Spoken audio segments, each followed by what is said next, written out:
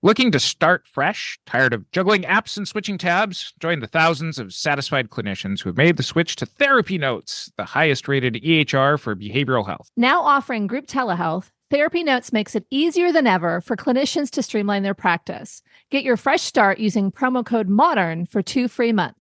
This episode is also brought to you by Buying Time. Since 2007, Buying Time has supported entrepreneurs and therapists on their admin, marketing, and bookkeeping needs, and so much more. Check out their free Buying Time Systems Inventory Checklist to uncover hidden expenses and optimize spending in your practice at buyingtimellc.com/MTSG. You're listening to the Modern Therapist Survival Guide, where therapists live, breathe, and practice as human beings.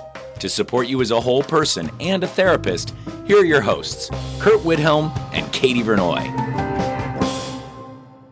Welcome back, Modern Therapists. This is the Modern Therapist Survival Guide. I'm Curt Widhelm with Katie Vernoy, and this is the podcast for therapists about the things that we do in our practices, the things that are going on in the mental health field. And we are returning to follow up on an episode that we ended last year with a little bit about signing up for Medicare for our LPCCs, LMFTs out there. And that was about kind of the sign up process, the decision making process of whether or not you should sign up. And now we're joined today by Gabrielle Juliano-Villani, LCSW, and she's going to help share us like what it's actually like to be a Medicare provider. She's had a practice in the past. She's a wonderful resource on all of this kind of stuff. So thank you very much for joining us and sharing your wisdom with us. Thank you so much for having me. I'm actually really excited to get this out there, talk to people about Medicare, give them all of the info that they need to know. And I hope that it helps your audience and your listeners. We are so excited to have you on this episode. We already mentioned your stuff in that last episode that Curt was talking about. I'm just excited to actually be able to pick your brain and get information for folks who are actually considering being Medicare providers, because so many people were talking about, like, how do you opt out? How do you opt out? And so anyway, we'll get into that. But the first question that we ask all of our guests is, who are you and what are you putting out into the world? So I am a social worker. I'm also a Zumba instructor. Besides all of those things, I'm also a consultant and a coach and a sound healer. And I help therapists with Medicare. I also help therapists scale and sell their practices like I did and add additional income streams. And I also run retreats and do trainings on burnout prevention through polyvagal theory. So I do a lot of very different things, which is good for me. That's awesome. I love it. One of the things that we start a lot of our episodes with is, and coming from a place of learning, a place of if other people have made mistakes, and we ask, what do people get wrong about this? But I think for this episode, I think it's what are some of the wrong perceptions about being a Medicare provider? That's a great question because, yes, that comes up a lot, obviously. And I think what I hear a lot or what I see a lot is like a lot of fear and a lot of like, it's hard, it's scary because it's the government. So there's like a lot of red tape and there's a lot of audits and there's a lot of clawbacks and there's tons of paperwork. And most of those things are actually not true. But that's what I hear most of the time. So as an LCSW, you've been able to take Medicare for quite some time, but not most people do. Like there's a lot of social workers that may or may not have opted out. This whole opt-out thing seems to be new to folks. Yes. But what motivated you to actually get a practice that was focused on serving Medicare patients? So before I started my private practice, I actually worked for Humana and I was an in-home care manager for them. And I worked specifically with their Medicare Advantage people. And I loved that job. I loved the clients. They were great.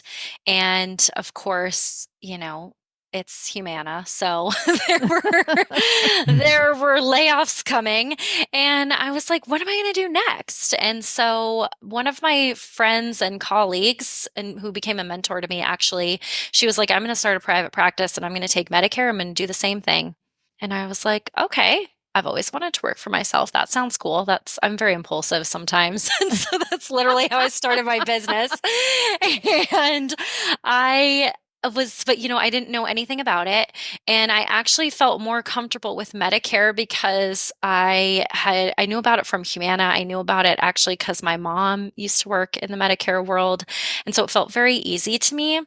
And I liked the clients. And I also knew that there were not a lot of people who were Medicare providers in our community. And I knew that we needed that. Just from the work that I had done, I knew that there was always a need for mental health professionals who accepted Medicare and who enjoyed and understood working with that population. So that is kind of what started it. And I actually found the process not that difficult. And I'm not saying that to like shame anybody who's been like, oh my God, this has been such a pain in the ass, because it is a pain in the ass. But I didn't find it any more difficult than, credentialing with like regular insurance. I actually find Medicare to be much more straightforward and easier to work with. So before we move on, I just want to comment to folks, listen closely. If you've already opted out, we're putting this out in the first 90 days, most likely for most of us who opted out. So you have a decision to make. You can opt back in before 90 days is up. So listen closely, because it seems like what you're describing is you found a population you love to work with, you found a need in the marketplace, and you found doing this pretty straightforward. I mean, that sounds like a business that is a great match for a lot of folks. Yep, exactly. And that's why I love that I'm here talking about this and that we're getting it out there, because there is a lot of fear. I mean, before we started recording, I was talking about how I was on a consult with somebody, and with those people, they were in Washington State. So I just want to say that rates are different everywhere, but that's what they said. They said, I heard it's really difficult and that the rates suck. And I said, well, let's check together. So we did check together, and they were like, wow, that's actually more than some of the insurance payments that I get. And I'm like, well, that's why I want you to look, because some places it is low and some places it's not. And so that's important to know also, is that there seems to be this blanket statement of like, it's hard to work with and it sucks. And that's just not true. So you started your practice with Medicare, or at least got onto it very, very early. I'm wondering kind of how that impacted the clients that you saw, or maybe in comparison to some of the other practices around you who weren't taking Medicare. Like, what were some of the things that you noticed when you were running your business, as far as clients coming in, client referrals, maybe income kind of comparisons versus people taking insurance, private pay, that kind of stuff? So what I noticed is that the type of clients are definitely different. And I do think that's important to talk about, because people on Medicare are not just elderly, but there's people who are disabled who are on Medicare as well. So there is a large range of age groups that you can see, but the issues were a little bit different. And I will say that once I found one other person in the community who knew that I was a Medicare provider, she filled up my practice. She still emails me. I sold my practice in 2021, and she still emails me and says, I need a Medicare provider in Denver. Can you give me one?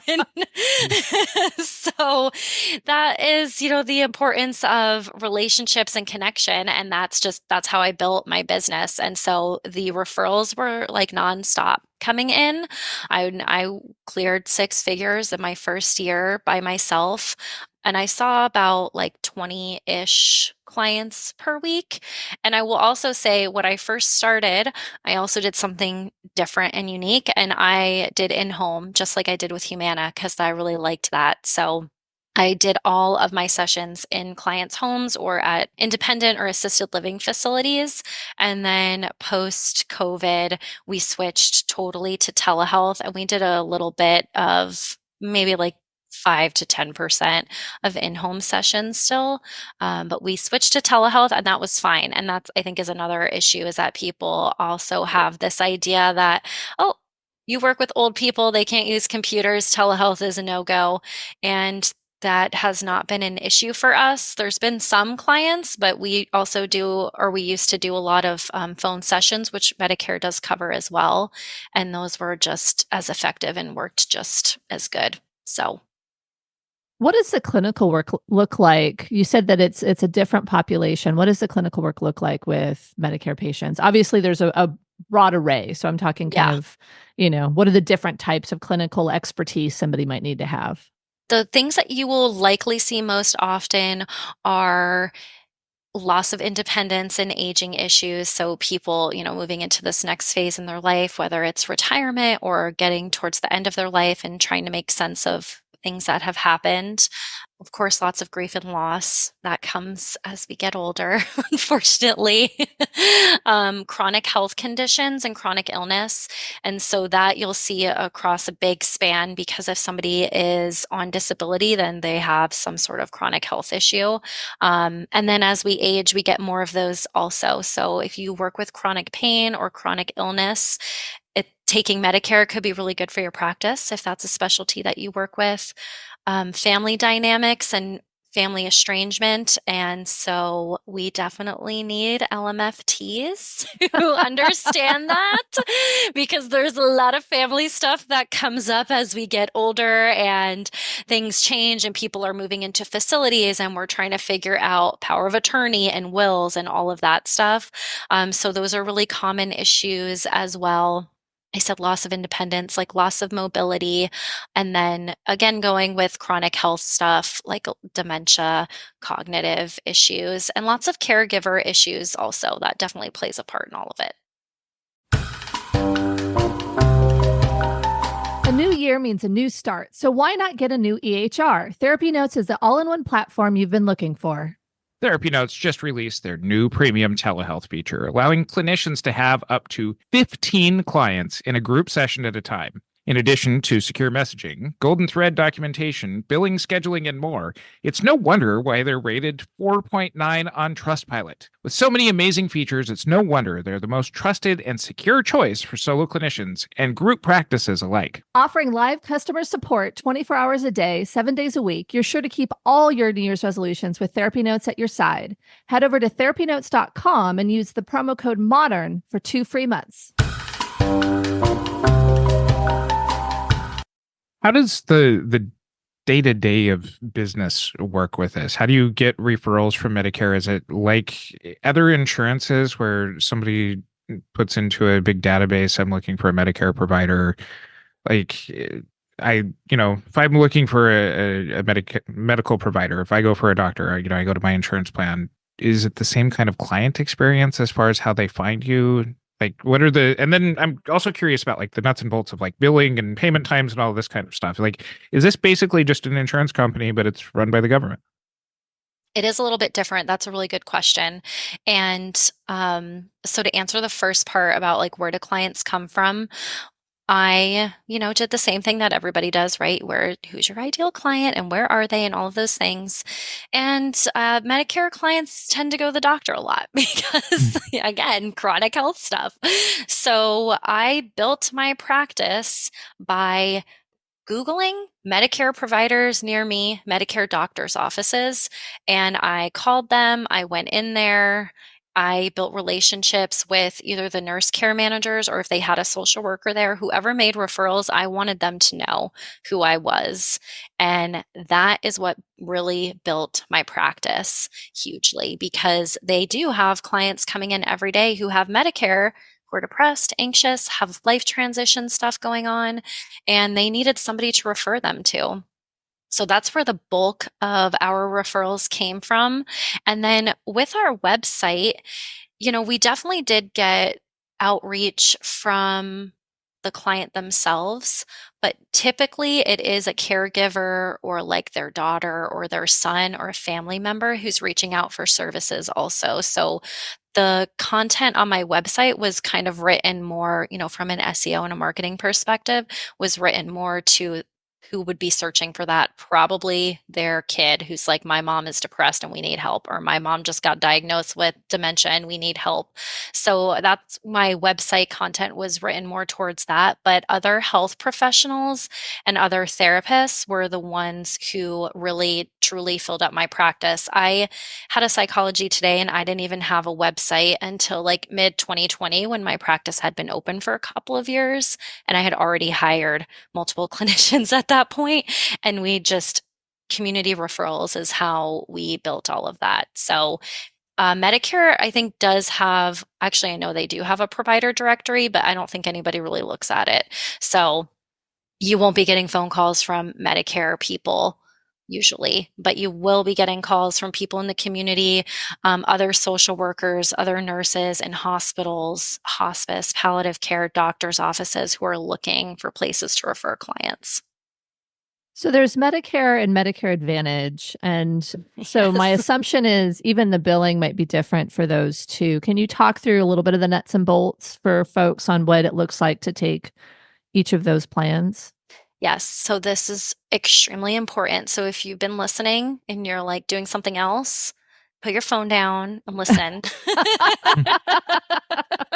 Because this is what causes the most problems and the most, like, people will schedule consults with me and it's this always.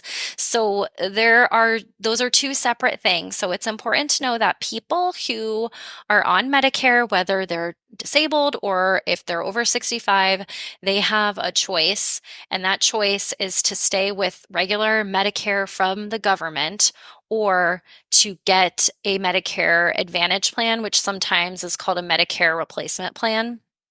And just ignore the fact that Medicare Advantage plan even has Medicare in the name, because it has nothing to do with Medicare and it has everything to do with the commercial insurer. The commercial insurer sets different rates. It has different deductibles. It has different coinsurance. It's all different. And unless that Advantage plan has out-of-network benefits, you also need to be credentialed with them too. So if somebody came to you and they said, I've United Healthcare AARP dual complete, you would have to be in network with United Healthcare, with Medicare, and United Healthcare has to know that you're in network with Medicare because they have to opt you into the Medicare Advantage plans. So it is definitely more complex and complicated, and that's why a lot of people don't take them. We didn't take any of them until like the year that I sold my practice, and we only took one because it is just more work and more administrative stuff to deal with. And it's not as straightforward because all of those plans are different. And clients don't know the difference either. So I say this in my training, like, you need to ask your client 100 different ways, 100 different times, because they don't know. They're going to be like, I have Medicare and I have United. And you'll be like, oh, great. So you have Medicare and then you have a United supplemental, which is different. But no, it's not that. So there are like these little nuances that you do need to know about the billing. And if you want, I can go deeper into that. I think that I wanted to make sure I'm understanding. I have been an insurance provider in the past, and I actually took Medicaid for a while, and it sounds like it's similar. The Medicaid plans that I took, it was like I was in network with a commercial plan, and then I signed up for Medicaid and then opted in with my insurance plan. So I was able to see some Medicaid clients through. It was MHN, so if anybody cares, but like it was something where it was still like MHN. You know, in the back of my mind, I was a Medicaid provider when I was a pre-licensed individual. And so I knew how to, all the billing in the background, all that kind of stuff. But it was just like I was billing through MHN. So Medicare Advantage plans, is it similar? It's just like, it's like you're billing the commercial insurance plan, or are there other requirements related to, besides, making sure that you're enrolled and opted in and all that kind of stuff? Is there anything different between a Medicare Advantage plan and a commercial insurance plan? Nope. You just bill however you normally would bill Blue Cross Blue Shield or United or whoever.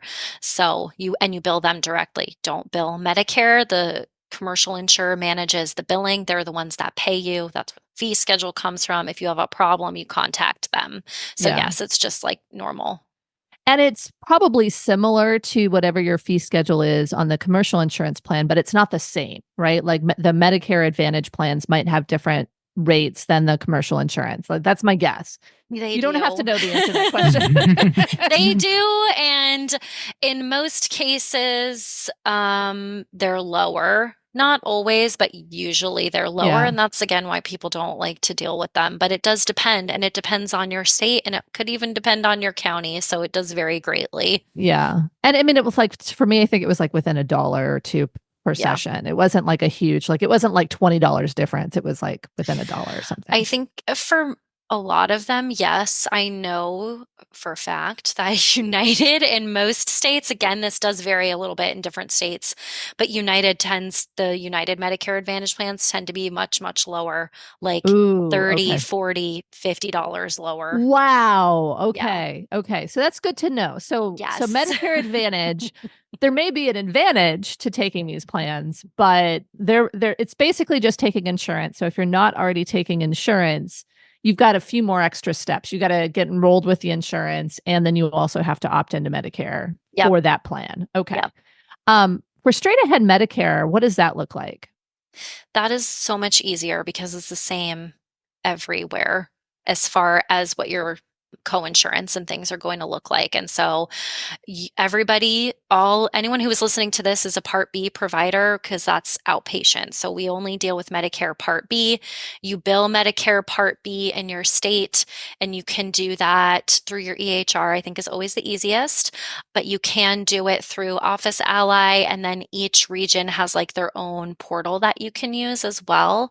So, and that's free. It is a little bit more set up, and I think possibly a little bit more difficult, but it's free and you can do it that way. And so you just directly bill them and you get paid 80% from Medicare directly, and you'll get that in 2 weeks. And the other 20%, either a supplemental plan will pay for, or potentially Medicaid, or it'll be the client's responsibility. So it's always the same. Like, you're going to get 80% from Medicare in 2 weeks, and then the other is either the client, a supplement, or Medicaid. Okay, so let's just pretend for a second that one of our listeners or one of our people on this podcast has no idea how insurance works whatsoever. So it's Curt. It is Curt. But that's good because there are more Curts out there. So that's why we need indeed. you. Yes. So I'm sitting here and I'm listening to you two who have lots of insurance experience. So if I am somebody who I've never been in network with anybody before, so I have opted into Medicare. I'm not aware of Medicare Advantage things. That has never been a concern for me. I have a client come in at the end of the session. I shake them down for 20%, and then I wait 2 weeks for the other 80%. Is this like I'm needing maybe a little bit more of a basics on this. Okay. No, that's totally fair. So potentially. So you would right, that they have traditional Medicare, regular Medicare from the government. So like Joe's coming in and you meet with Joe, and then after Joe is gone or at the end, you're going to bill Medicare for Joe's session, and that Medicare is going to give you 80%. But you also need to ask Joe, do you have a supplemental plan or Medicaid? Or show me all of your insurance cards is usually what I would ask those clients. I'm like, let me see everything and then I'll know. So Joe will probably pull out, in most cases, not always, but a lot of people on regular Medicare want the supplement because then they don't have any medical bills to pay. And those premiums for them are higher, but then they don't have monthly bills. So Joe likely will pull out a supplemental card, and it's going to say United Healthcare Plan G supplement. And you're going to know, because you took my training, you're going to know that supplement pays his copay. And so you're like, bye, Joe, I'll see you next week. And Medicare and your Plan G supplement pay for everything. And you don't have to do anything. You just bill Medicare. Medicare sends you the 80%. Medicare also sends that claim to Joe's United Healthcare Plan G supplement, and then the Plan G supplement pays you that 20% a couple weeks later. So you only need to bill once? Yeah. Okay, that's great. In most cases, yes. Of course, there's these little weird one-offs, but I don't really think that we need to delve too deep into that. Generally, that's what makes it so nice, as you bill once and then you get paid from Medicare, and then you get a nice little check in the mail a couple weeks later, and that's exciting too. Got it. Does that make sense, Curt? Because it does. Thank you. Total sense. It does. And I'm assuming all of the other people who have considered how this might work are very appreciative as well. So the complexity here seems like it's determining that they have straight ahead Medicare and that they have whether or not they have a supplemental plan. When you ask them for all their insurance cards, does it become clear pretty quickly Yes. which they have? Okay. It does, because a lot of times what will happen, like I was saying earlier, if a client has a Medicare Advantage plan, but they don't know that, and they say, oh, I just have Medicare and United. When they give me their card or I look at their card, I'll see it's going to say Medicare Advantage, United Healthcare. And so Got it. I will know, okay, that's actually not a supplement. That is a Medicare Advantage plan. That means I need to bill United. So once you see them, it makes much more sense. That helps a lot. So, but if you're just straight ahead Medicare and not a Medicare Advantage provider or not in network with United, is there anything you can do? You could go through the hoops of seeing if they have out-of-network benefits, and if you want to give them a super bill, you can do that, or you can courtesy bill for them as well. I would just be really careful if you're going to courtesy bill, and that means that you're not in network, but you're submitting the claim anyway, and you're going to accept whatever United pays you if they pay you. I just find that when you do that, it just gets way too more complicated. If there's a problem, you're not a provider, and so United's going to totally ignore you, or whoever the insurance is. And so Sure. it just adds to more problems. So you recommend super billing? You can super bill, or you could try and refer them out to somebody who takes that plan also, because it can just get very complicated. So it seems like there's probably education you want to have on your website if you're just a straight ahead Medicare provider, so that you're not getting a ton of folks coming in with Medicare Advantage that you really can't bill for. Yes, we made it very clear, but again, clients don't know. So Yeah.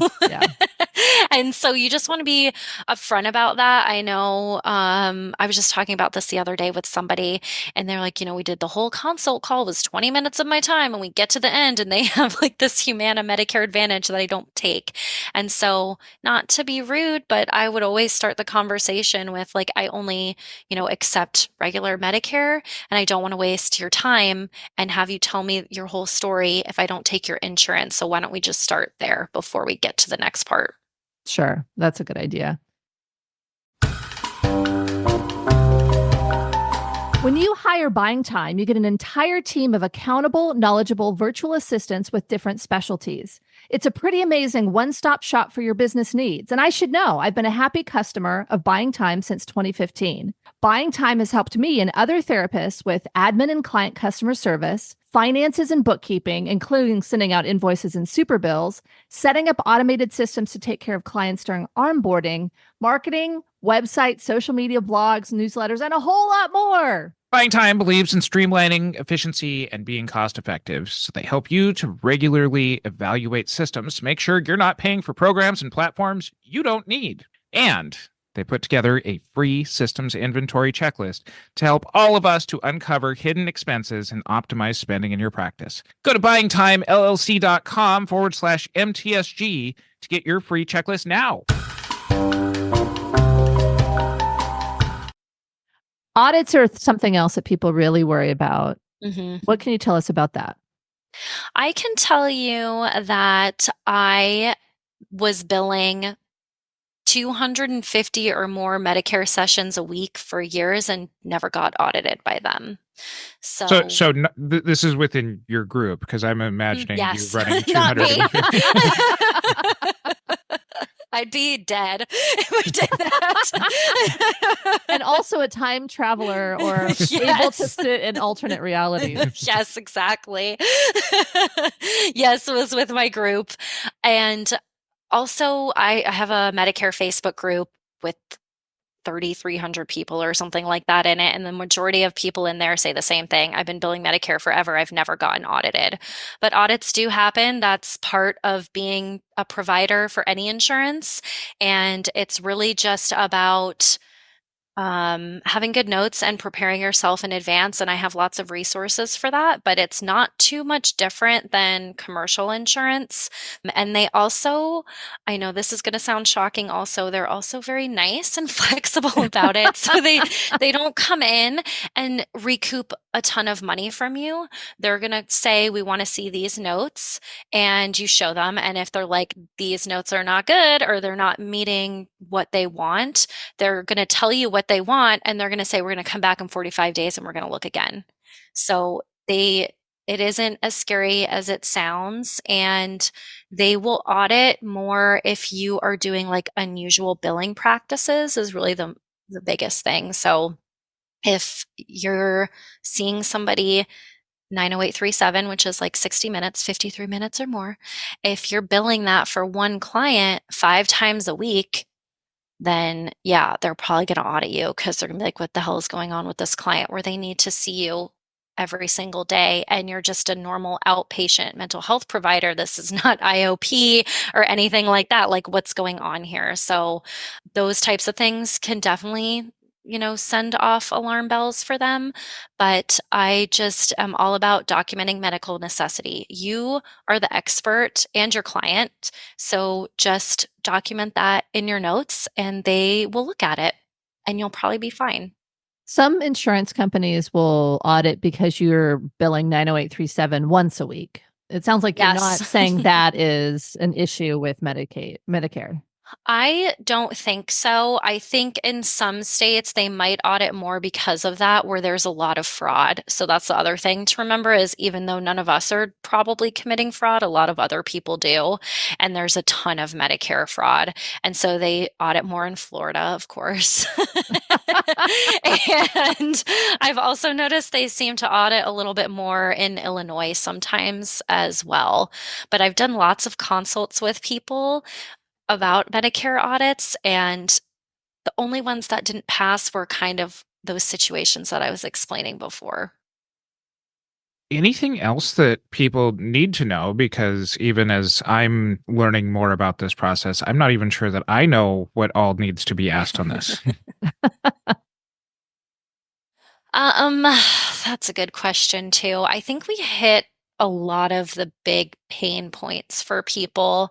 And I know that it does seem scary and overwhelming, and it's the government and all of those things, but that's really why I do what I do. And why I'm such a big proponent for Medicare is because it really did help me build my practice and got us great clients. And it wasn't difficult. We didn't get audited. We got paid easily and on time. And so those are things, I don't want to force anybody, and that's not my job, but I just want everybody to have all of the information to make an informed decision that works best for you and your business and how you work clinically. And so I hope maybe if you were on the fence or you didn't know anything about Medicare, that this can maybe shed some light on some of the more positive things, because there are a lot of them, instead of a lot of the fear mongering that I keep hearing and seeing, and people DMing me that, they're afraid. Someone told them that if they opt out, they'll never be able to find a job ever again, and that they're going to get recouped all of this money. And it's like, let's all take a breath and just look at the information. Yeah. So if someone is inspired right now, they're like, okay, I opted out, or I didn't make a decision yet, and I've got a little bit of time to make a decision here, and I'm thinking I want to take Medicare. What advice would you give them? So I would tell them, the application is probably the hardest part out of all of this. And the system that Medicare uses looks like it's from 1980, because it probably is. So it is very antiquated, and it's kind of a pain in the ass. And so I always tell people, like, I have a little guide on one of the blogs on my website, like, these are all the documents you need, have them, and just set aside some time and just work through it, each question one by one. Try not to get overwhelmed. Or if you do feel overwhelmed, do it in chunks, because it will save your application. And also there's a paper application. And so if there are errors, that's going to take more time. But a lot of people in my Facebook group have been doing the paper application because it's a lot easier to work through than the Medicare PICO system. Oh, really? Because everybody's been recommending like do the electronic version. And I looked at the paper version and I got super overwhelmed. And so it's like, I'm sure the electronic version must walk you through and only give you limited answers versus like, here's every question ever needed, Yeah. right? I find the electronic version to be better because it also pulls information from NPPES, which is where you get your MPI. And so it just pulls that from there. So that makes it easier, I think. And you can also, automatically if there's a problem, you can easily check the status and upload things. If you send in a paper application and there's a problem, it's going to take probably a couple weeks for them to get that back to you. And so I just find that electronic is easier for me, but a lot of people in my group are preferring the paper version. So that's Kind of an like option working too. like homework. They're like, okay, Yeah. I can fill this out. I can Exactly. see all the pages.